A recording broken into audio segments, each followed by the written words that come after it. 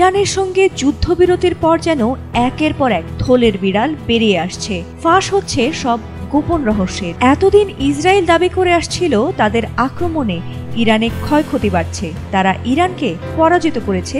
এমনকি ট্রাম্প দাবি করে তাদের হামলায় ইরানের পারমাণবিক শক্তিও ধ্বংস হয়ে গেছে। কিন্তু ঘটনা কি আসলেই তাই? মোটেই না। মজার বিষয় হলো, যুদ্ধবিরতির পরই ক্ষয়ক্ষতি নিয়ে ইসরায়েলের গণমাধ্যমগুলো প্রকাশ করেছে একের পর এক চাঞ্চল্যকর তথ্য, আর তাতে ফাঁস হয় নেতানিয়াহুর দুর্দশার খবর। ইরানি হামলায় তাদের এতটাই ক্ষয়ক্ষতি হয়েছে যে এবার নেতানিয়াহুর কাছেই ক্ষতিপূরণ চাইছে হাজার হাজার ইহুদি জনতা। টানা 12 দিনের সংঘাতের পর ইরান ও ইসরায়েলের মধ্যে যুদ্ধবিরতি কার্যকর হয়েছে। এর মাধ্যমে সংঘাতের আপাতত ইতি ঘটলেও ইরানের হামলায় হওয়া ব্যাপক ক্ষয়ক্ষতি ইসরায়েলের মাথা ব্যথার কারণ হয়ে দাঁড়িয়েছে। আর এই ক্ষতিপূরণ দাবির সংখ্যা ৩৯,০০০-এ পৌঁছে গেছে বলেও জানা গেছে।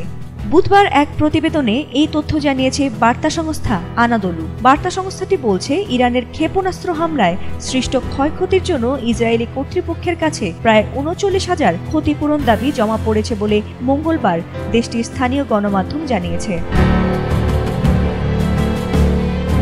ইসরায়েলের জনপ্রিয় পত্রিকা ইয়েদিওত আহারোনোত জানিয়েছে, এখন পর্যন্ত প্রায় ৩৮,৭০০টি দাবি নিবন্ধিত হয়েছে। এই দাবিগুলোর মধ্যে ভবনের ক্ষতির জন্য ৩০,৮০৯টি, যানবাহনের ক্ষতির জন্য ৩,৭১৩টি এবং বিভিন্ন যন্ত্রপাতি ও অন্যান্য সামগ্রিক ক্ষতির জন্য ৪,০৮৫টি ক্ষতিপূরণ চাওয়া হয়েছে। পত্রিকাটি আরও জানিয়েছে, আরও হাজারো ক্ষয়ক্ষতি হয়েছে যেগুলোর জন্য এখনো কোনো ক্ষতিপূরণ দাবি জমা দেওয়া হয়নি, তবে শীঘ্রই এর সংখ্যা বাড়তে পারে।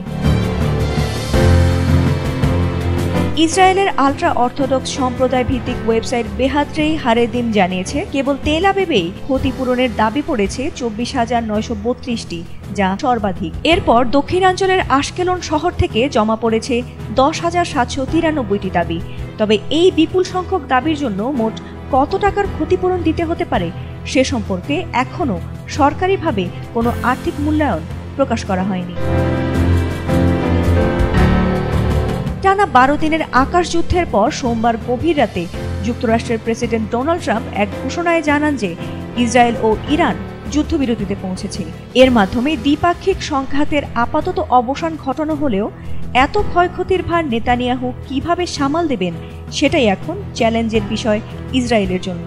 এছাড়া অনেকের মতে গাজার নিরীহ মুসলিমদের ওপর লাগাতার নজিরবিহীন অত্যাচার হামলার ফলে এমন ভোগান্তি এখন ইহুদিদেরও পোহাতে হচ্ছে। ফাতিমা সুলতানা, এটিএন বাংলা।